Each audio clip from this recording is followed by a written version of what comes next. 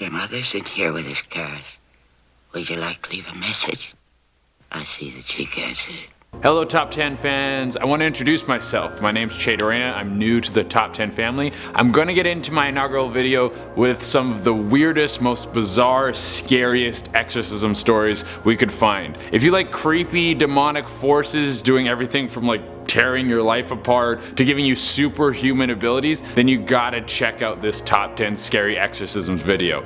Make sure you like the video, subscribe, and tell us in the comments what your favorite scary movie is. So number 10 is GINA. The case of GINA was aired on national television in 1991. It was on ABC's 2020. The episode showed a 16-year-old girl named GINA. 29 people tuned in, but you can watch the whole thing on YouTube. GINA had been in and out of psychiatric wards, claimed to be possessed by 10 different demons who would take control of her body at different times. She even named 2 of them, calling one Zion and the other Minga. I thought they would have like more demony names. While the priests were performing the exorcism on her, they said that they had to hold her down or she would levitate, and that she was abnormally strong for a girl her age. After the exorcism, GINA said she felt cured, and there's never been a follow-up report on her condition, so it might have been a real case or just something for amazing ratings. Number 9, the TANACU exorcism. This exorcism is very interesting because it's more modern. We're not going all the way back to 1940 for this one. This just happened in 2005, right when Star Wars Episode 3 was coming out. Maricia Irina Cornisi was a Romanian nun who moved to the TANACU monastery. Not long after that, people started noticing that she was giggling during mass. Apparently soon after that, she started displaying signs of psychosis. She went to a hospital and they diagnosed her with schizophrenia. After some treatment, she was released and returned to the monastery, but she again started showing signs of psychosis. So a priest at the monastery thought he would try a different method. They wanted to use the dark side of the force exorcism. The priests and 4 nuns tied Maricia to a cross and left her in a room for 3 days. She later passed away due to dehydration. The priest and the 4 nuns were put on trial for homicide, and the Senate decided their fate. During the trial, the priest said, I am the Senate. Not yet. No, he didn't actually say that, but he did say you can't cure the devil with pills. Number 8 is ROLAND. In 1973, a movie came out that terrorized society to its core, and it's one of the most famous horror movies of all time, and it was based on a real exorcism. In the early 1940s, in Cottage City, Maryland, ROLAND was an only child. He became close friends with his aunt, who introduced him to a Ouija board. It seemed like harmless fun until his aunt passed away. After that, he began hearing scratching on his walls and different voices. He told his parents about the sounds he was hearing, so they sent out to seek help. They got help from a priest to perform an exorcism, during which he pulled a spring off his bed and slashed the priest. His parents then got a second exorcism where people in the room were getting scratched, things were floating off the walls. After that, his parents took him to the hospital because in the early 1940s they had ghost vaccines. At the hospital, ROLAND started screaming that Satan would be with him. The priest in the hospital took every crucifix he could find, stacked it on top of ROLAND like Jenga, and the demon must have had shaky hands because he dipped right out.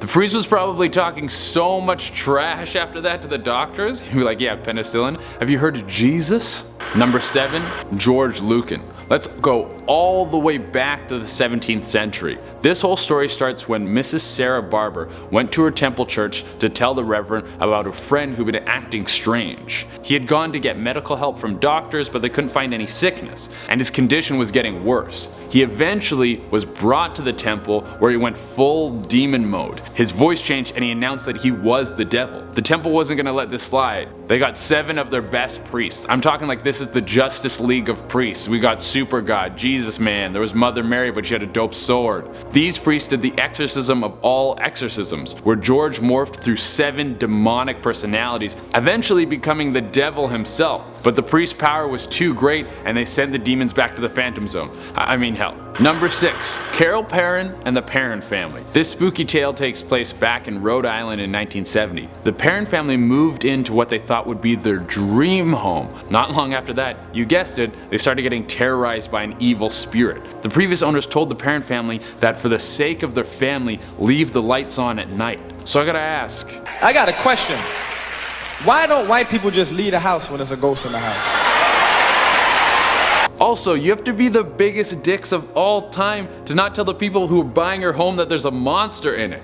The Perron family started to experience all sorts of creepy things, like seeing floating bodies of a woman who hanged herself on the property. These things were especially bad for Carol Perron, who was possessed on more than one occasion. The family contacted famed paranormal investigators Ed and Lorraine Warren, who attempted to cleanse the home but failed. The family later fled the house and moved to Georgia. What I'm learning from this, if you want to lower your neighbor's property value, get a Ouija board. Number 5 is CLARA GERMANA CELE. Now we're headed all the way down to South Africa in 1906. CLARA GERMANA CELE was a 16-year-old orphan girl, and due to her unfortunate circumstances and having no parents and very little friends, she decided to make a pact with the devil. I guess this was what people would do before self-help books. After the girl started acting deranged, she started getting superpowers, talking to invisible beings, speaking languages she had no knowledge of, levitating, and had superhuman strength. This sounds like a 16-year-old's dream. But she was also attacking nuns. If it wasn't for that, she could have been South Africa's Superman. It took over 2 exorcisms to get the demons out of her body.